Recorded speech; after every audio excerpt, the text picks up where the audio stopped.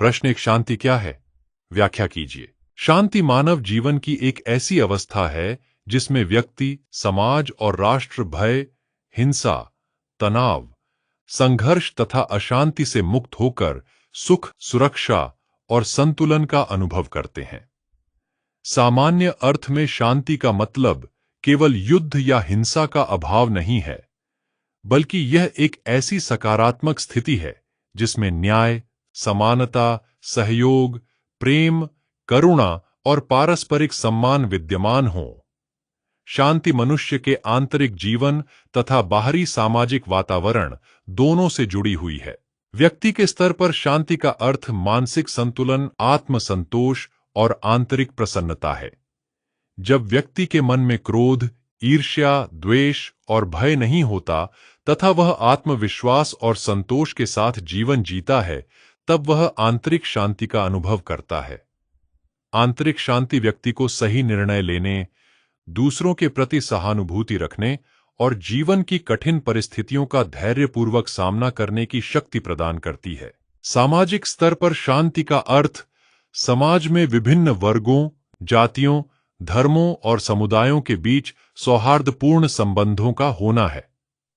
जब समाज के सभी लोग एक दूसरे के अधिकारों का सम्मान करते हैं, भेदभाव से बचते हैं तथा सहयोग और भाईचारे की भावना से रहते हैं, तब सामाजिक शांति स्थापित होती है। सामाजिक शांति के बिना किसी भी राष्ट्र का विकास संभव नहीं है। अशांति, हिंसा और संघर्ष समाज की प्रगति में बाधा उत्पन्न करते हैं तथा लोगों के जीवन को असुरक्षित बनाते हैं। अंतर्राष्ट्रीय स्तर पर शांति का संबंध राष्ट्रों के बीच मैत्रीपूर्ण संबंधों और सहयोग से है। जब देश अपने विवादों का समाधान बातचीत, समझौते और कूटनीति के माध्यम से करते हैं तथा युद्ध और हिंसा का सहारा नहीं लेते, तब विश्व शांति की स्थापना होती है।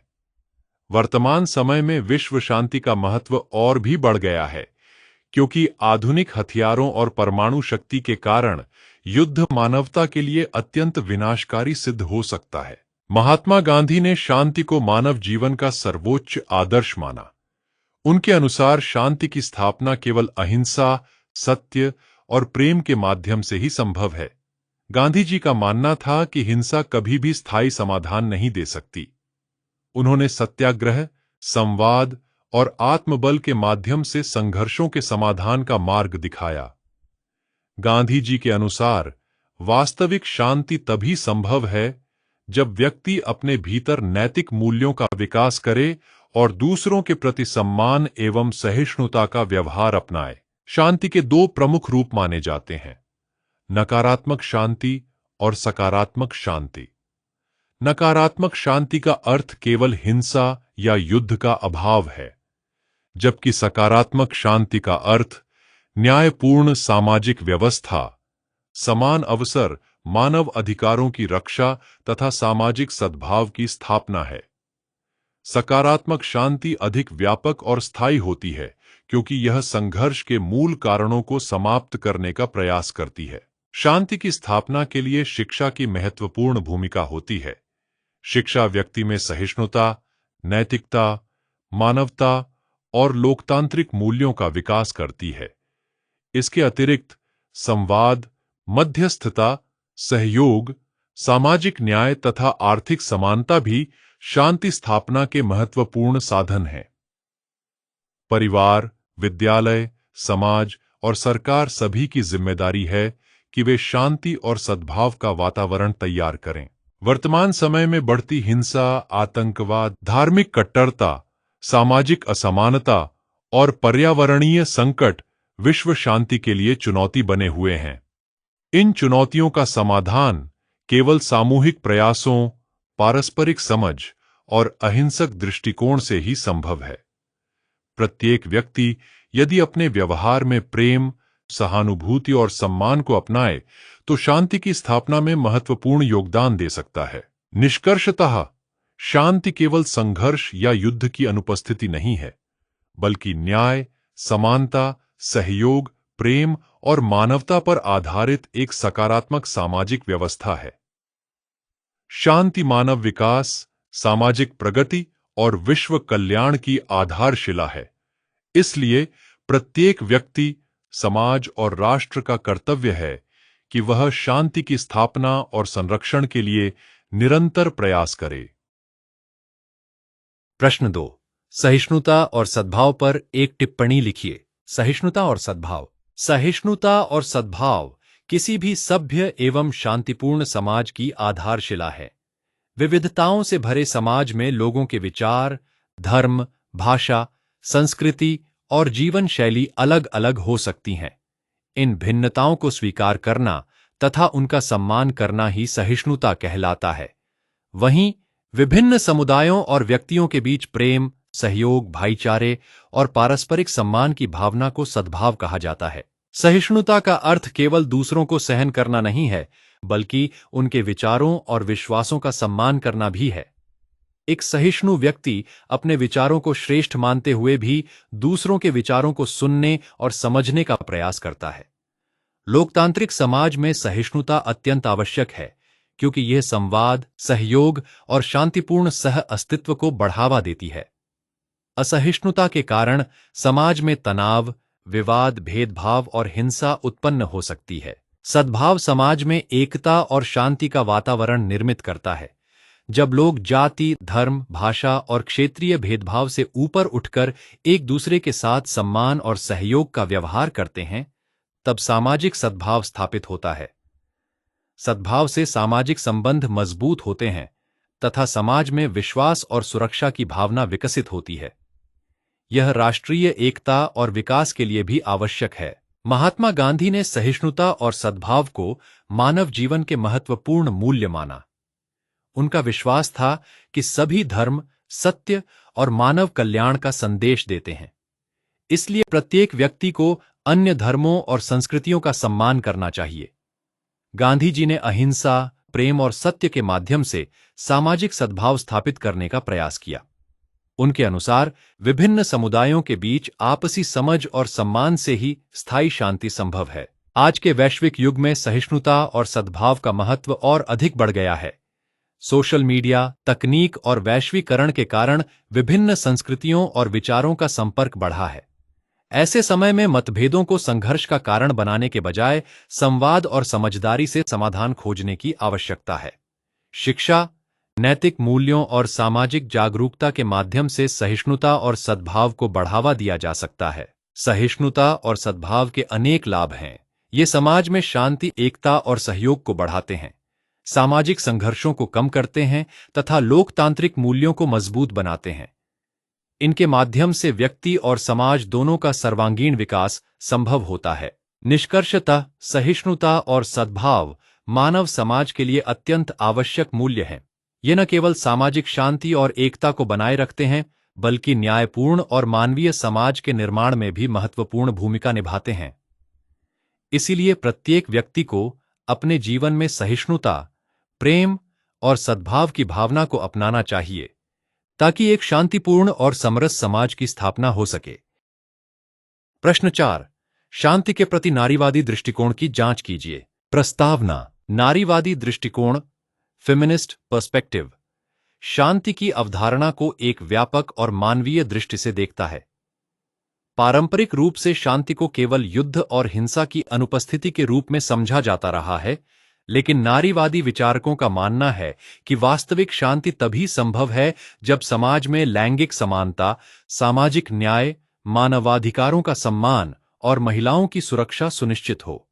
नारीवादी दृष्टिकोण शांति को केवल राजनीतिक या सैन्य विषय नहीं मानता, बल्कि इसे सामाजिक, आर्थिक और सांस्कृतिक न्याय से जोड़कर देखता है। नारीवादी दृष्टिकोण का अर्थ। नारीवाद एक ऐसी विचारधारा है जो महिलाओं और पुरुषों के बीच समानता, स्वतंत्रता और न्याय की वकालत करती है। नारीवादी विचारकों के अनुसार समाज में मौजूद लैंगिक भेदभाव, असमानता और महिलाओं पर होने वाला उत्पीड़न भी हिंसा के ही रूप हैं। इसलिए शांति का अर्थ केवल युद्ध का अंत नहीं, बल्कि हर प्रकार की हिंसा और भेदभाव का अंत होना चाहिए। नारीवादी दृष्टिकोण यह मानता है कि महिलाओं के अनुभव और उनकी भूमिका को शांति अध्ययन और संघर्ष समाधान की प्रक्रियाओं में उचित स्थान मिलना चाहिए। महिलाओं की भागीदारी के बिना स्थायी और न्यायपूर्ण शांति की कल्पना अधूरी है। शांति के प्रति नारीवादी दृष्टिकोण की विशेषताएं। 1. शांति की व्यापक अवधारणा। नारीवादी दृष्टिकोण शांति को केवल युद्ध विरोधी स्थिति नहीं मानता। इसके अनुसार गरीबी, भूखमरी, अशिक्षा, घरेलू हिंसा, लैंगिक भेदभाव और सामाजिक अन्याय भी अशांति के रूप हैं। अतः इन समस्याओं का समाधान किए बिना वास्तविक शांति स्थापित नहीं हो सकती। 2. लैंगिक समानता पर बल। नारीवादी विचारधारा के अनुसार महिलाओं और पुरुषों को समान अवसर, अधिकार और सम्मान मिलना चाहिए। जब तक समाज में महिलाओं के साथ भेदभाव होता रहेगा, तब तक स्थायी शांति संभव नहीं होगी। लैंगिक समानता शांति का एक महत्वपूर्ण आधार है। 3. हिंसा के सभी रूपों का विरोध। नारीवादी दृष्टिकोण केवल युद्ध और आतंकवाद का ही विरोध नहीं करता, बल्कि घरेलू हिंसा, यौन उत्पीड़न, दहेज प्रथा, मानव तस्करी तथा महिलाओं के विरुद्ध अन्य प्रकार की हिंसा को भी शांति के लिए खतरा मानता है। 5. महिलाओं की भागीदारी। नारीवादी विचारकों का मानना है कि शांति निर्माण, नीति निर्माण और संघर्ष समाधान की प्रक्रियाओं में महिलाओं की सक्रिय भागीदारी आवश्यक है। महिलाओं के अनुभव और दृष्टिकोण शांति स्थापना को अधिक प्रभावी और स्थायी बना सकते हैं। नारीवादी दृष्टिकोण और गांधीवाद। महात्मा गांधी ने भी महिलाओं की भूमिका को महत्वपूर्ण माना था। गांधी जी का विश्वास था कि महिलाओं में करुणा, सहनशीलता, त्याग और अहिंसा जैसी विशेषताएं होती हैं, जो शांति स्थापना में सहायक होती हैं। स्वतंत्रता आंदोलन में महिलाओं की भागीदारी ने यह सिद्ध किया कि वे सामाजिक परिवर्तन और संघर्ष समाधान में महत्वपूर्ण भूमिका निभा सकती हैं। नारीवादी दृष्टिकोण और गांधीवाद दोनों ही अहिंसा, मानव गरिमा, समानता और न्याय पर बल देते हैं। दोनों का उद्देश्य एक ऐसे समाज का निर्माण करना है जहां सभी व्यक्तियों को सम्मान और समान अवसर प्राप्त हों। संयुक्त राष्ट्र संघ ने भी महिलाओं की शांति प्रक्रियाओं में भागीदारी को महत्वपूर्ण माना है। महिलाओं की भागीदारी से शांति समझौते अधिक प्रभावी और दीर्घकालिक सिद्ध होते हैं। इसलिए आज विश्व भर में महिलाओं को शांति निर्माण की प्रक्रियाओं में शामिल करने पर विशेष बल दिया जा रहा है। नारीवादी दृष्टिकोण की आलोचना। कुछ विद्वानों का मानना है कि नारीवादी दृष्टिकोण महिलाओं की भूमिका को अत्यधिक आदर्श रूप में प्रस्तुत करता है। उनका तर्क है कि शांति और संघर्ष के प्रश्न केवल लैंगिक आधार पर नहीं समझे जा सकते। फिर भी अधिकांश विद्वान यह स्वीकार करते हैं कि महिलाओं के अनुभवों को नजरअंदाज करके शांति की संपूर्ण समझ विकसित नहीं की जा सकती। निष्कर्षतः शांति के प्रति नारीवादी दृष्टिकोण शांति की अवधारणा को अधिक व्यापक, न्यायपूर्ण और मानवीय बनाता है। यह दृष्टिकोण बताता है कि वास्तविक शांति केवल युद्ध की अनुपस्थिति नहीं, बल्कि समानता, न्याय, सम्मान और मानवाधिकारों की स्थापना है। महिलाओं की भागीदारी, लैंगिक समानता और हिंसा के सभी रूपों के उन्मूलन के बिना स्थायी शांति संभव नहीं है। इसलिए नारीवादी दृष्टिकोण आधुनिक शांति अध्ययन और संघर्ष समाधान में एक महत्वपूर्ण और प्रासंगिक दृष्टिकोण माना जाता है। प्रश्न 8 क हड़ताल लगभग 250 शब्द। हड़ताल किसी व्यक्ति, समूह या संगठन द्वारा अपनी मांगों को मनवाने अथवा किसी अन्याय के विरोध में कार्य बंद करके किया जाने वाला शांतिपूर्ण विरोध है। यह श्रमिकों, कर्मचारियों, विद्यार्थियों तथा विभिन्न सामाजिक संगठनों द्वारा अपनाया जाने वाला एक महत्वपूर्ण लोकतांत्रिक साधन है। हड़ताल का उद्देश्य संबंधित अधिकारियों या सरकार का ध्यान समस्याओं की ओर आकर्षित करना और उनके समाधान के लिए दबाव बनाना होता है। महात्मा गांधी ने हड़ताल को एक वैध और अहिंसक साधन माना, लेकिन इसके लिए कुछ नैतिक शर्तों का पालन आवश्यक बताया। गांधी जी के अनुसार हड़ताल तभी उचित है जब वह न्यायपूर्ण कारणों के लिए की जाए, पूर्णतः स्वैच्छिक हो तथा उसमें किसी प्रकार की हिंसा, जबरदस्ती या सार्वजनिक संपत्ति को नुकसान न पहुंचाया जाए। उनका मानना था कि हड़ताल का उद्देश्य विरोधी को नुकसान पहुंचाना नहीं, बल्कि उसकी अंतरात्मा को जगाना होना चाहिए। हड़ताल सामाजिक और आर्थिक न्याय प्राप्त करने का एक प्रभावी माध्यम हो सकती है। इसके द्वारा श्रमिक बेहतर वेतन, सुरक्षित कार्य परिस्थितियां तथा अन्य अधिकार प्राप्त कर सकते हैं। हालांकि यदि हड़ताल हिंसक हो जाए या जनहित को अत्यधिक प्रभावित करे, तो इसके नकारात्मक परिणाम भी हो सकते हैं। निष्कर्षतः हड़ताल लोकतांत्रिक व्यवस्था में विरोध और असहमति व्यक्त करने का एक महत्वपूर्ण साधन है। यदि इसे अनुशासन, अहिंसा और नैतिकता के साथ संचालित किया जाए तो यह सामाजिक परिवर्तन और न्याय की स्थापना में महत्वपूर्ण भूमिका निभा सकती है। प्रश्न 8 खा संवाद और बातचीत लगभग 250 शब्द। संवाद और बातचीत। संवाद और बातचीत संघर्ष समाधान की एक महत्वपूर्ण प्रक्रिया है, जिसके माध्यम से विवाद में शामिल पक्ष आपसी चर्चा द्वारा समस्याओं का समाधान खोजने का प्रयास करते हैं। यह प्रक्रिया शांति, सहयोग और समझदारी पर आधारित होती है। संवाद का उद्देश्य केवल अपनी बात रखना नहीं, बल्कि दूसरे पक्ष के विचारों और भावनाओं को समझना भी होता है। गांधी जी ने संवाद और बातचीत को संघर्ष समाधान का सबसे प्रभावी और अहिंसक साधन माना। उनका विश्वास था कि अधिकांश विवाद गलतफहमियों, अविश्वास और संचार की कमी के कारण उत्पन्न होते हैं। यदि संबंधित पक्ष खुले मन से बातचीत करें तो विवादों का समाधान शांतिपूर्ण तरीके से किया जा सकता है।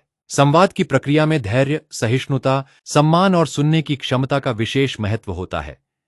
जब दोनों पक्ष एक दूसरे के दृष्टिकोण को समझने का प्रयास करते हैं, तब समझौते और सहयोग की संभावनाएं बढ़ जाती हैं।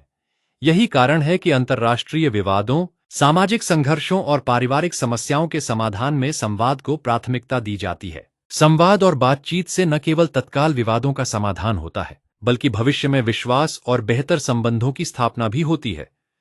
यह हिंसा और टकराव को रोकने में सहायता करता है तथा स्थायी शांति की दिशा में महत्वपूर्ण कदम साबित होता है। निष्कर्षतः संवाद और बातचीत शांति निर्माण तथा संघर्ष समाधान का आधार है।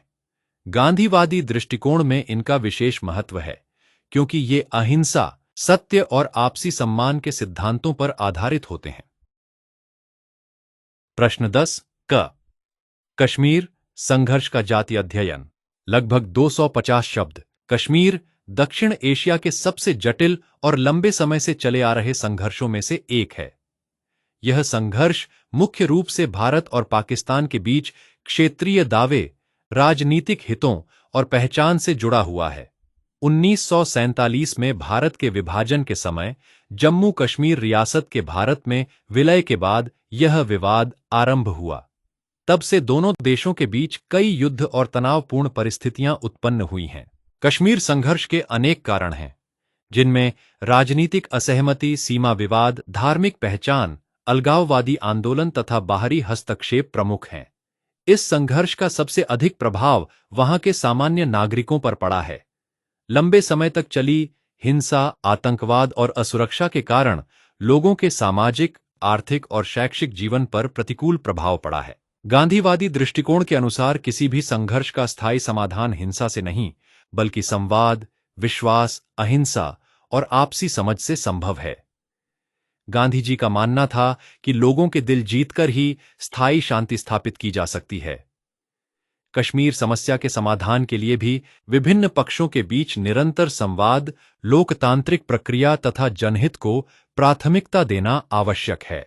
वर्तमान समय में शांति और विकास की दिशा में अनेक प्रयास किए जा रहे हैं। शिक्षा, रोजगार, सामाजिक सद्भाव और जनसहभागिता के माध्यम से कश्मीर में स्थायी शांति स्थापित की जा सकती है। निष्कर्षतः कश्मीर संघर्ष केवल एक राजनीतिक मुद्दा नहीं है, बल्कि मानवीय और सामाजिक दृष्टि से भी महत्वपूर्ण है। इसका समाधान अहिंसा, संवाद और न्यायपूर्ण दृष्टिकोण से ही संभव है। प्रश्न 10 फिलिस्तीन। लगभग 250 शब्द। फिलिस्तीन का संघर्ष विश्व के सबसे पुराने और जटिल संघर्षों में से एक माना जाता है। यह मुख्य रूप से फिलिस्तीनियों और इजराइल के बीच भूमि, पहचान, राजनीतिक अधिकारों और आत्मनिर्णय के प्रश्नों से जुड़ा हुआ है। 20वीं शताब्दी में इजराइल राज्य की स्थापना और उसके बाद हुए युद्धों ने इस संघर्ष को और अधिक जटिल बना दिया। फिलिस्तीनी लोग अपने स्वतंत्र राष्ट्र की मांग करते हैं, जबकि इजराइल अपनी सुरक्षा और राष्ट्रीय हितों को प्राथमिकता देता है। इस कारण दोनों पक्षों के बीच लंबे समय से संघर्ष, हिंसा और अविश्वास की स्थिति बनी हुई है। इस संघर्ष के कारण हजारों लोगों की जान गई है तथा लाखों लोग विस्थापित हुए हैं। गांधीवादी दृष्टिकोण से देखा जाए तो किसी भी प्रकार की हिंसा स्थायी समाधान नहीं दे सकती। गांधी जी सत्य, अहिंसा और संवाद के माध्यम से विवादों के समाधान में विश्वास रखते थे। उनके अनुसार दोनों पक्षों को एक दूसरे के अधिकारों और मानवीय गरिमा का सम्मान करना चाहिए तथा शांतिपूर्ण वार्ता के माध्यम से समाधान खोजने का प्रयास करना चाहिए। संयुक्त राष्ट्र और अनेक अंतर्राष्ट्रीय संगठन समय समय पर शांति वार्ताओं और समझौतों के माध्यम से इस संघर्ष को समाप्त करने के प्रयास करते रहे हैं। हालांकि अभी तक स्थायी समाधान नहीं निकल पाया है, फिर भी संवाद और कूटनीति ही सबसे प्रभावी मार्ग माने जाते हैं। निष्कर्षतः फिलिस्तीन संघर्ष केवल क्षेत्रीय विवाद नहीं, बल्कि मानवाधिकार, न्याय और शांति से जुड़ा मुद्दा है। इसका स्थायी समाधान अहिंसा, आपसी विश्वास और न्यायपूर्ण वार्ता के माध्यम से ही संभव है।